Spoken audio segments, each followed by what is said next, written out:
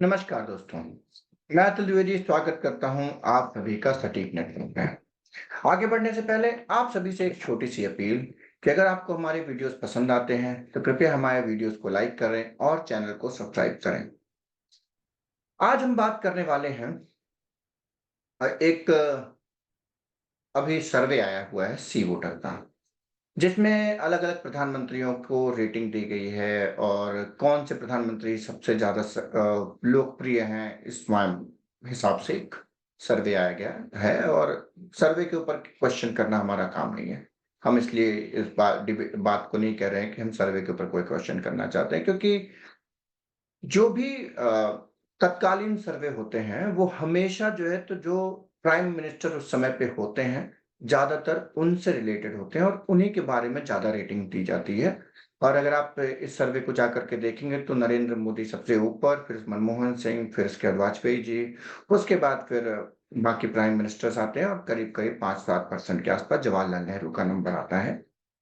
पर आखिर ये जो डिबेट है नेहरू वर्सेस मोदी, एक तो पहली बात तो ये बहुत ही इर्रेलेवेंट डिबेट है क्योंकि 1947 के समय पे भारत से को आज के भारत से कंपेयर करना ही बहुत बड़ी बेवकूफी हो सकती है, मूर्खता हो सकती है कि हम ऐसी 1947 के भारत को आज 2024 के भारत से कंपेयर करें, ये अपने आप में ही बहुत ही बचकानी बात लगती है, तो हम इसे कंपेयर नहीं कर सकते।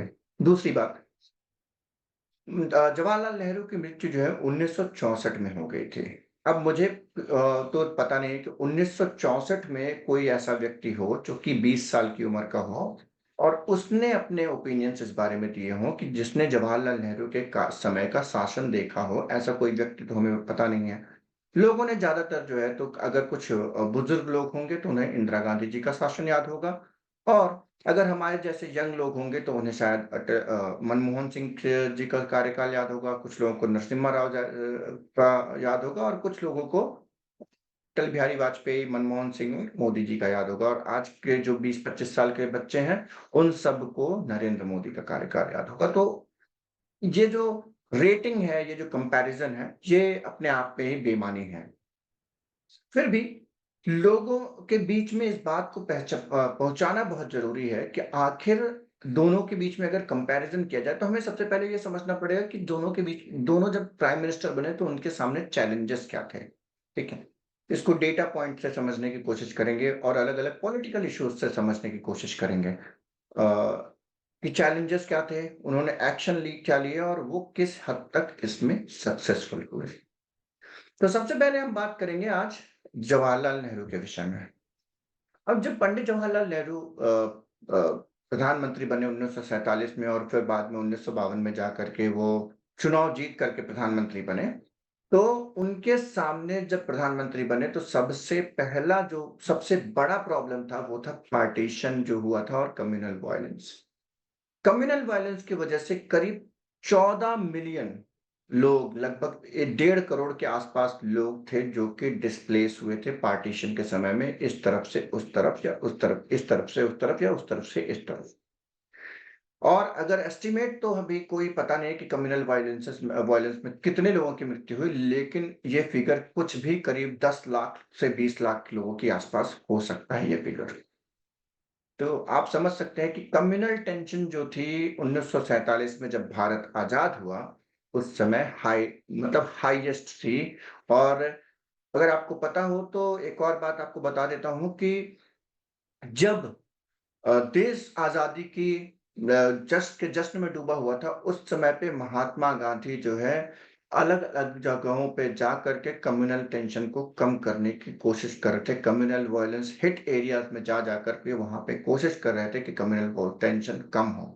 वो हिंदुओं को समझा रहे थे देश में, जिससे कि वो मुस्लिमों के प्रति कोई भी जो पाकिस्तान में हिंदुओं के साथ हुआ, वही चीज़ मुसलमानों के साथ हिंदुस्तान में ना हो।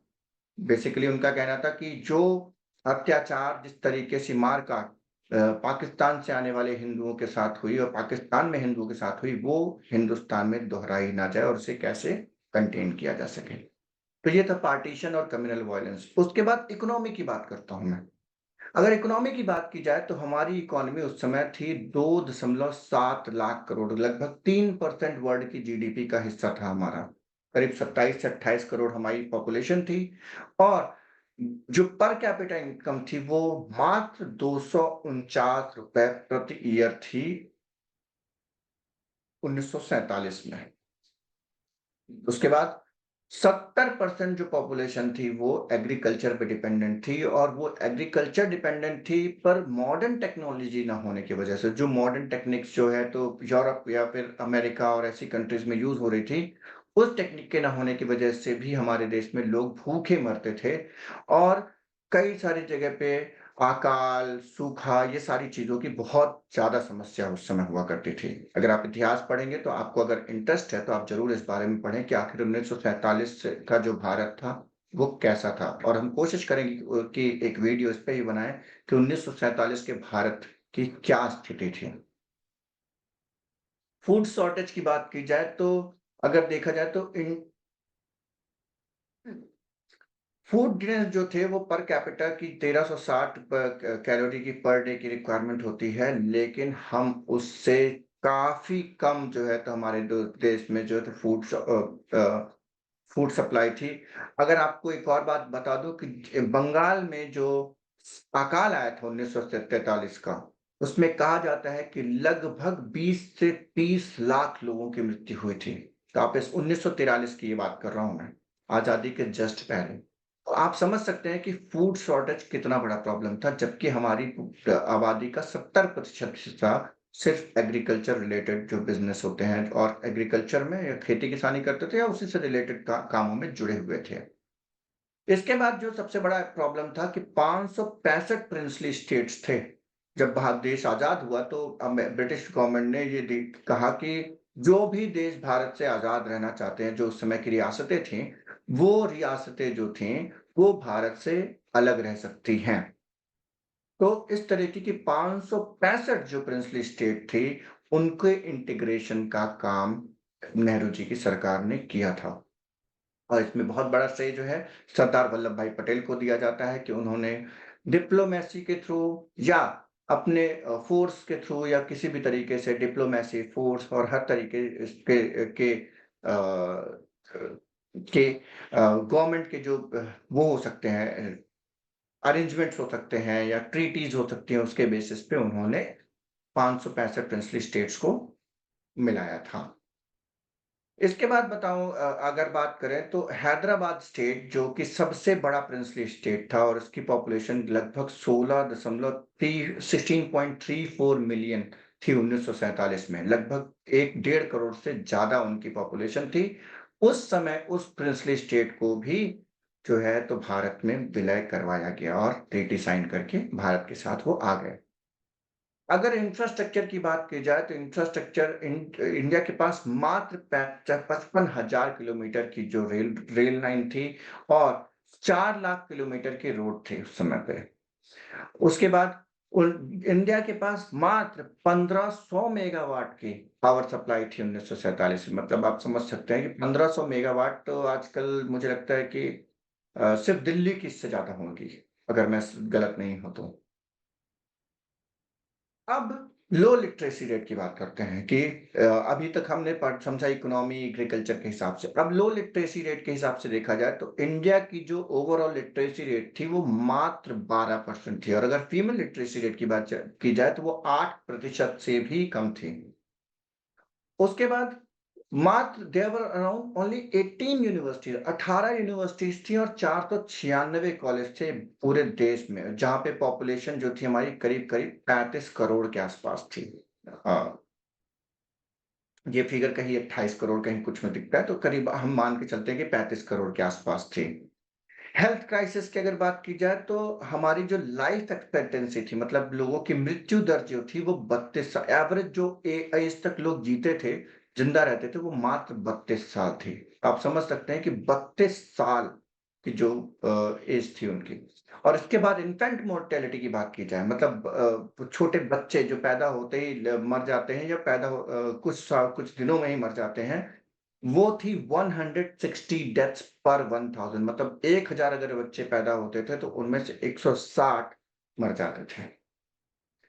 और देश में मात्र 18,000 हॉस्पिटल थे, हेल्थ सेंटर्स, हॉस्पिटल्स थे और हेल्थ सेंटर थे, और डॉक्टर्स जो थे 1 डॉक्टर पर 6300 पीपल, मतलब 6300 लोगों के बीच में मात्र 1 डॉक्टर थे। इस तरीके की हमारी स्थिति थी जब 1947 में हम आज़ाद हुए थे। तो सबसे पहले लोगों को ये जानना ज़रूरी है कि जब हम किसी भी प्रधानमंत्री या किसी भी नेता को गाली देते हैं या किसी को अब्यूज़ करते हैं, किसी की बुराई करते हैं, तो हमें इस बात का ध्यान रखना चाहिए कि उसके समय में चैलेंजेस क्या थे और उन चैलेंजेस को उन्होंने किस तरीके से टैकल किया।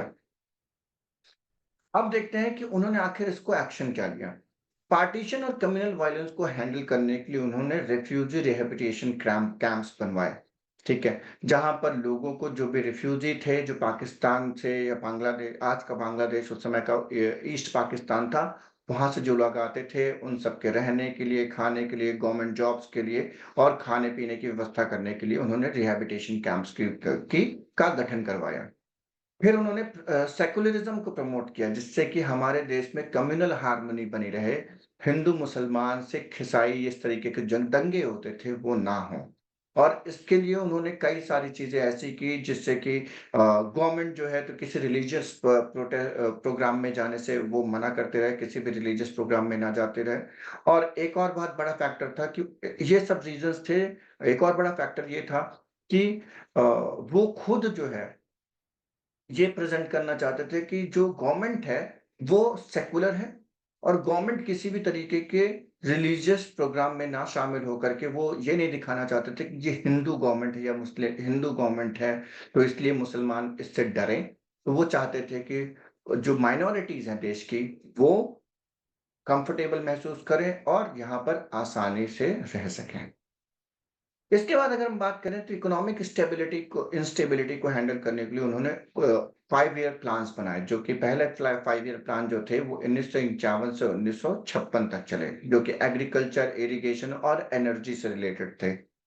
तो ये सारी चीज़ों पे उन्होंने फ़ोकस किया कि एग्रीकल्चर ग्रोथ कैसे होगी, इरिगेशन कैसे होगा, बाँध कैसे बनेंगे, बड़े-बड़े डैम्स कैसे बनेंगे, जिससे कि उन पे कि लोगों को फसलें जो हैं, उनको फसलों को सिंचाई करने का मौका मिले, सिंचाई करने की, ज़्यादा पानी की कमी ना हो, इस तरीके के काम किए।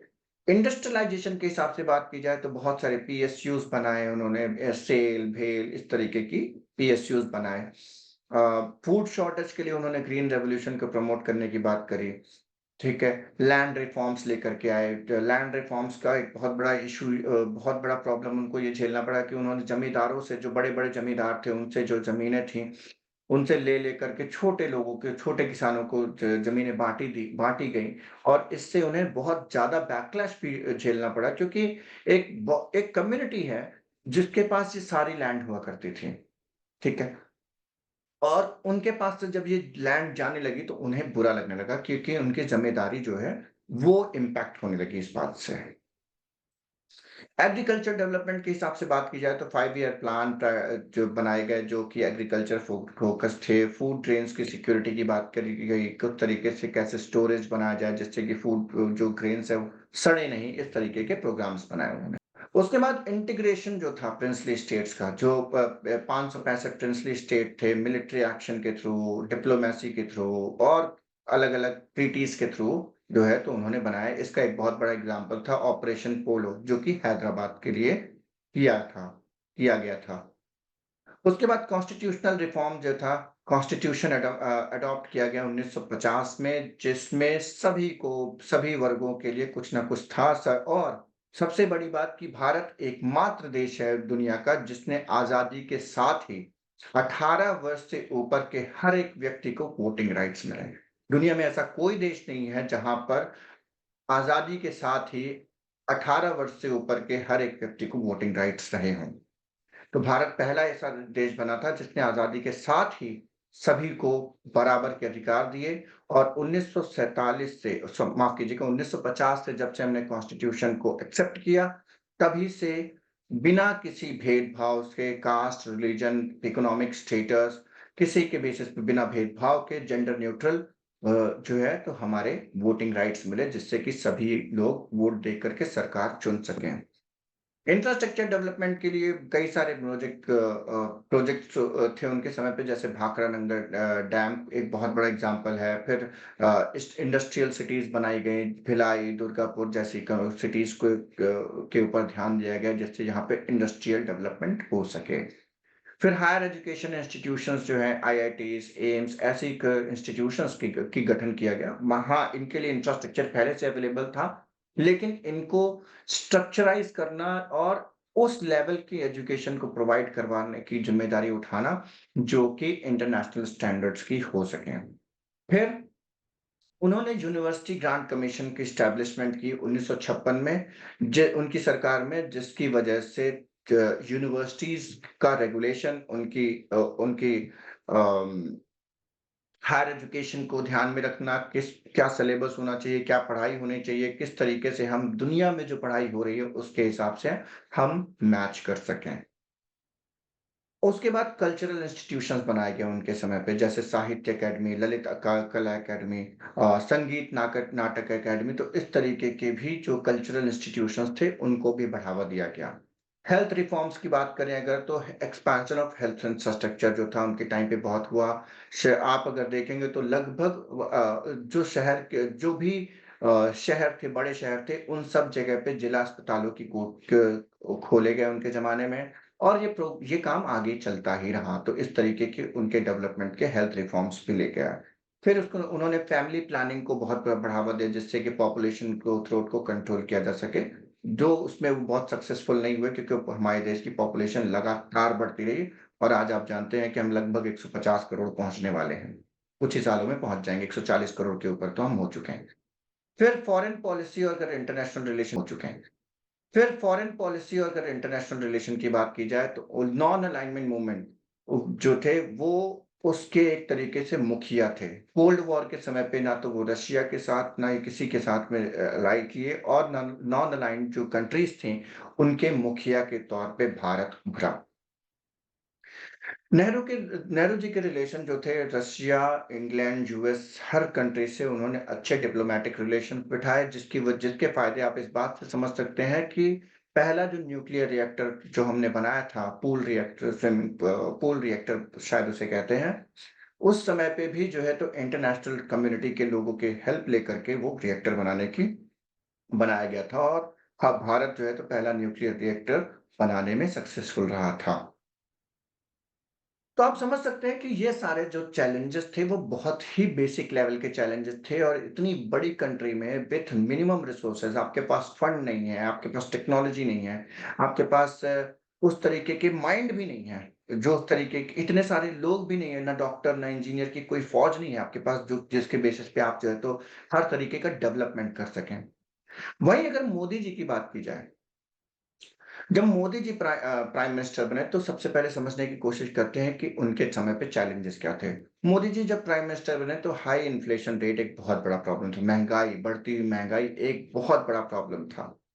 और उसके बाद कई सारे जो प्रोजेक्ट्स थे जो कि 2000, जैसा कि हम सभी जानते हैं कि यूपीए जो 2 था, वो उस समय पे जो तो प्रोजेक्ट्स की जो स्पीड थी वो काफ़ी कम हुई, और सरकार जो है तो कई सारे करप्शन चार्जेस में भी घिर गई थी।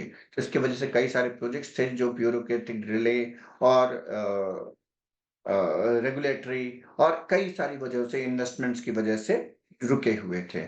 फिर इसके बाद जॉब क्रिएशन की बात की जाए तो यूथ अनएम्प्लॉयमेंट एक बहुत बड़ा प्रॉब्लम था।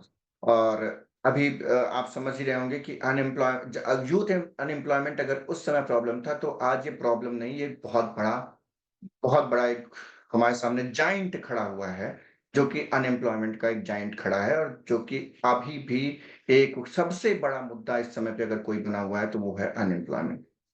एग्रीकल्चर डिस्ट्रेस की बात की जाए तो फार्मर सुसाइड्स थे, इनएफिशिएंसी इन सब्सिडी सिस्टम जो थी, इनएफिशिएंट सब्सिडी सिस्टम थी। मोदी जी को इस सब्सिडी सिस्टम के लिए ज़रूर मैं बधाई देना चाहूँगा कि उन्होंने एक नई स्कीम लेकर के आए, जिसके तहत जो है तो किसानों को जो है तो हर साल किसानों को जो है तो सब्सिडी दी जाती है, और किसानों को डायरेक्ट बेनिफिट ट्रांसफर भी किया जाता है। लेकिन फार्मर सुसाइड्स आज भी उसी तरीके से हो रहे हैं और उसके बाद आज भी फार्मर्स की डिमांड्स बढ़ी हुई हैं जैसे कर्ज माफी हो गई, उसके बाद कई सारे प्रॉब्लम्स अभी भी बनी हुई हैं। अगर इंफ्रास्ट्रक्चर डेवलपमेंट की बात करें तो वो भी एक बहुत बड़ा चैलेंज होता जा रहा था क्योंकि उस तरीके से गवर्नमेंट इंफ्रास्ट्रक्चर में कर नहीं पा रही थी इन्वेस्टमेंट।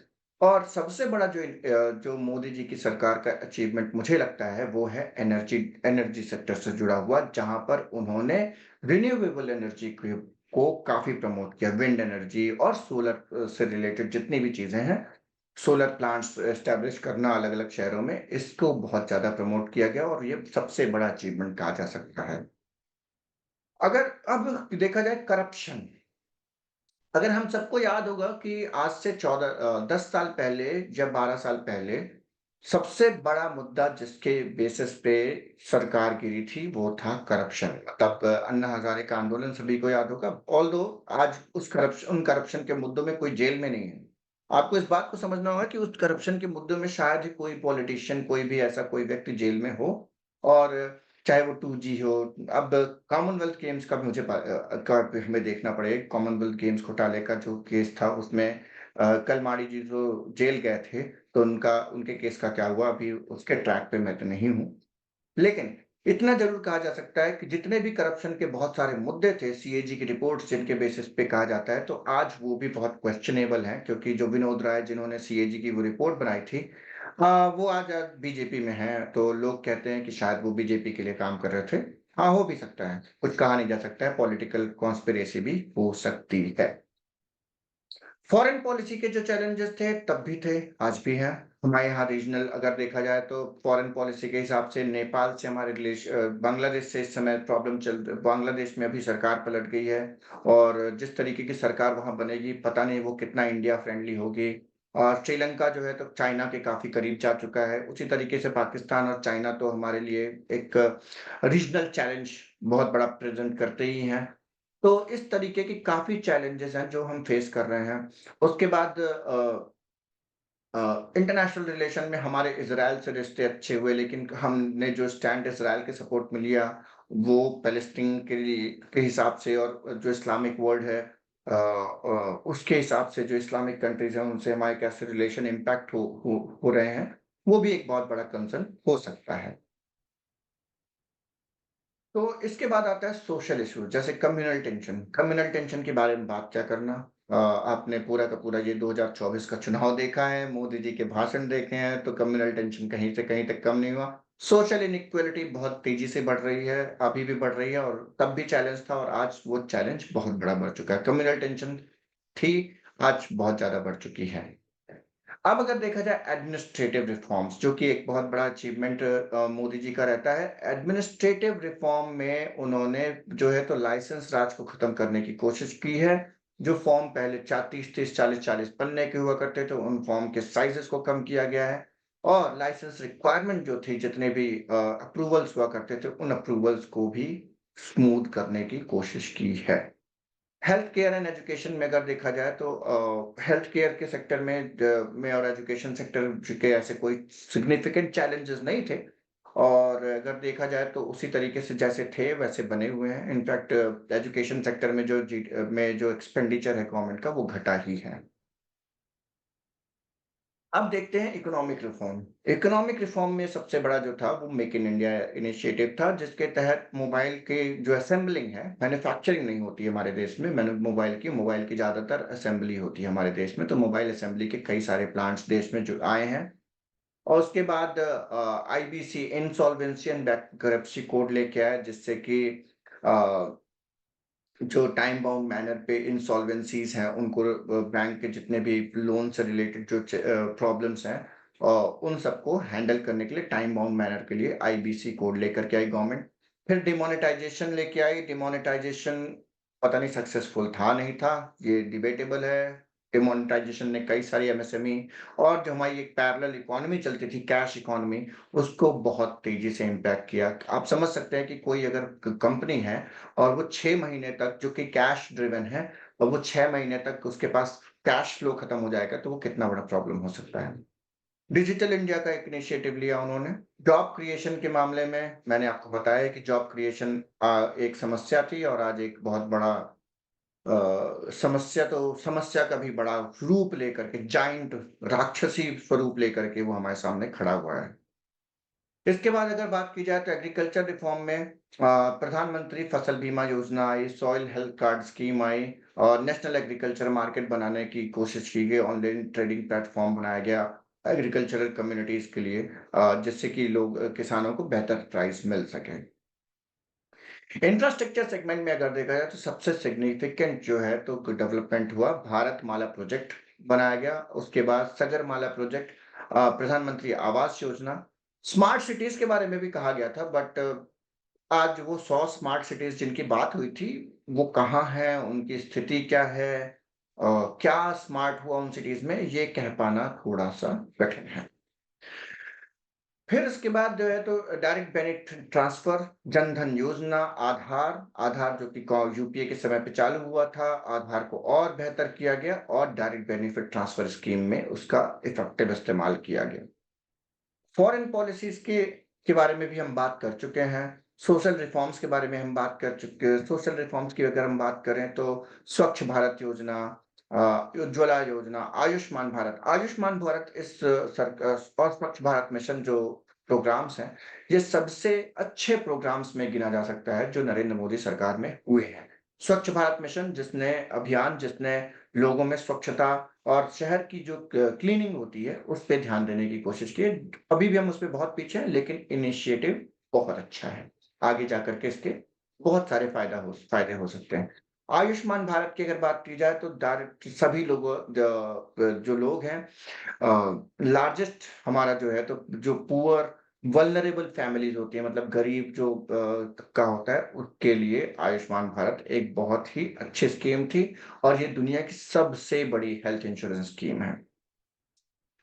उज्ज्वला योजना भी कहा जाता है। उज्ज्वला योजना में फ्री एलपीजी कनेक्शंस और दिए गए गरीब परिवारों को, लेकिन उसके उस तरीके के बेनिफिट नहीं आए क्योंकि सिलेंडर के प्राइसेस इतने ज्यादा हैं कि कई लोगों ने उस सिलेंडर को दोबारा भरवाया ही नहीं। ये भी एक बहुत बड़ा फैक्ट है। अगर इसकी एक जांच हो तो पता चलेगा कि उज्ज्वला योजना जो थी वो उस तरीके से सक्सेसफुल इसलिए नहीं हो पाई क्योंकि आज भी वो लोग उस गैस सिलेंडर को भरवाने की वो नहीं भरवा सकते हैं या भरवाना नहीं चाहते, उनके लिए बहुत कॉस्टली है। अगर एनर्जी के सेक्टर में बात किया जाए तो जैसे हमने बताया है कि रिन्यूएबल एनर्जी में बहुत ही अच्छा गवर्नमेंट का इनिशिएटिव रहे। तो इस तरीके की अगर देखा जाए तो ये सारी चीजें निकल के आती हैं जो कि बताती हैं कि कितनी सारी चीजें जो है जवाहरलाल नेहरू के समय में थी और कितनी सारी चीजें मोदी जी के समय में थी। नेहरू जी भी कई सारी चीजों में फेल रहे, जैसे कि उनके समय पे जो है तो सबसे बड़ा फेलियर अगर देखा जाए तो इंडिया और चाइना का जो वॉर था वो हार गए, जिसकी वजह से बहुत बड़ा एरिया जो भारत का है वो आज चाइना के कब्जे में था, उस समय जो भारत के कब्जे में हुआ करता था। उसके बाद एक जम्मू एंड कश्मीर का जो एक मुद्दा है वो शायद रिजॉल्व हो सकता था और जो कि रिजॉल्व नहीं हुआ। धारा 370 और 35A 35A के तहत जो है तो वो बना रहा और नरेंद्र मोदी की सरकार ने 2000 श्री नरेंद्र मोदी की सरकार ने उन्होंने 2019 में इस मुद्दे को का सॉल्यूशन निकाला। तो ये रही नेहरू जी की बात। और अगर मोदी जी की बात की जाए तो अनएम्प्लॉयमेंट एक बहुत बड़ा प्रॉब्लम रहा। हमारे देश में कम्युनल टेंशन बहुत तेजी से बढ़ी है, जिसको वो कंट्रोल करने में नाकाम रहे। पर कैपिटा इनकम जो जीडीपी की ग्रोथ है वो के शेप हो रही है, मतलब गरीब गरीब होता जा रहा है और अमीर अमीर होते जा रहे हैं, मतलब। और इसके बाद अगर देखा जाए तो एजुकेशन सेक्टर में जो एक्सपेंडिचर है वो तेजी से कम हुआ है। तो हम सिर्फ एक कंपैरिजन रखना चाहते थे कि अगर आप देखें तो इस बात को समझना जरूरी है कि मैं एक एग्जांपल लेना चाहूंगा आपको कि राइट ब्रदर्स का। राइट ब्रदर्स ने पहली बार जो है तो एरोप्लेन जैसी चीज बनाई और उसको कुछ देर तक उड़ाया, ठीक है। तो राइट ब्रदर्स का सबसे बड़ा तो अगर उन्होंने 100 मीटर अगर उन्होंने थोड़ी-सी देर भी उड़ाया तो इससे लोगों को लगा कि ऐसी कोई चीज़ बन सकती है और उसके बाद एरोप्लेन का आविष्कार हुआ। बीच को और एग्ज़ाम्पल लेता हूँ। जब किसी ने पहली बार मोबाइल फ़ोन बनाया होगा, तो या कोई भी कंपनी बनाई होगी। एग्ज़ाम्पल लेते हैं रिलायंस इंडस्ट्रीज़ का। जो धीरूभाई अंबानी जो जिस स्थिति से उन्होंने अंबानी ये रिलायंस इंडस्ट्रीज़ खड़ी करी और जब उनकी मृत्यु तक जहाँ पर रिलायंस इंडस्ट्रीज़ लेकर के आए, मुकेश अंबानी बहुत दूर तक उसको लेके गए। लेकिन रिला धीरूभाई अंबानी की अगर बात की जाए तो उनकी देन थी कि उन्होंने इतना अच्छा बेस सेटअप किए करके दिया था मुकेश अंबानी को कि मुकेश अंबानी उसके ऊपर ले जा सके उसको। उस समय पे 1947 में कई सारे देश थे जो आज़ाद हुए। कई सारे देश थे जिन्होंने आज़ादी पाई और अलग-अलग टाइप की इकोनॉमिक पॉलिसीज़ और सोशल पॉलिसीज़ ली। पाकिस्तान उसका एक बहुत बड़ा एग्ज़ाम्पल। अगर मैं सही हूँ तो पाकिस्तान में आज तक कोई भी सरकार अपने 5 साल पूरे नहीं कर पाई है और हम ये कह सकते हैं कि कभी भी हमारे देश में, भारत में कोई भी मिलिट्री रूल नहीं लगाना पड़ा, कभी नहीं लगा। उसके अलावा दूसरी सबसे बड़ी अचीवमेंट है कि हमारी डेमोक्रेसी सबसे स्ट्रॉन्ग डेमोक्रेसीज़ में से एक है विश्व की। सबसे स्ट्रॉन्ग डेमोक्रेसी मानी जाती है और ये अचीवमेंट जो है हमारे जो फ़ोरफ़ादर्स थे, जो डेमोक्रेसी को रन कर रहे थे, उन पे उन उनकी देन है और हमें इसका थैंकफुल होना चाहिए। इसी तरीके की काफ़ी सारी चीज़ें थी जो कि जो प्रॉब्लम्स थी नेहरू जी के समय में वो हैंडल कर पाए। मोदी जी ने भी बहुत सारी अच्छी स्कीमें की, स्कीम लेकर के आए, उन्होंने बहुत सारी चीज़ें करी, लेकिन उनके कई सारे जो थे शॉर्टकमिंग्स भी रहीं। आप मैं इसमें कोई भी वर्डिक्ट नहीं देना चाहता हूँ, पर इस बात का ध्यान रखना चाहिए कि जब भी हम किसी भी 2 लोगों के बारे में कंपैरिज़न करते हैं, तो हमें उनके दोनों के challenges, action, achievements and failures in 4 section में बाँट करके चीज़ों को देखना चाहिए। जो लोग भी इस बात वीडियो को देख रहे हैं, तो अगर आप जानना चाहते हैं कि सच में कौन ज़्यादा बेहतर किसने ज़्यादा बेहतर परफ़ॉर्मेंस दिया है, तो हम कौन होते हैं वर्डिक्ट देने वाले? आप जाइए और पढ़िए कि नेहरू जी के समय में क्या चैलेंजेस थे, उनके एक्शन क्या थे, अचीवमेंट्स क्या थे और उनके फेलियर्स क्या थे। सेम आप मोदी जी के लिए भी करिए। तब आपको सही विद मायने में पता चलेगा कि किसका परफॉर्मेंस कैसा था। आप सभी के कमेंट ज़रूर हमें बताएँ। वीडियो के डिस्क्रिप्शन में आपको और डिटेल्स मिल जाएँगी। आप ज़रूर बताएँ कि आपको हमारा ये वीडियो कैसा लगा और अगर आपके कोई व्यूज़ हैं, तो आप ज़रूर हमें अपने इस वीडियो के कमेंट सेक्शन में बताएँ। धन्यवाद।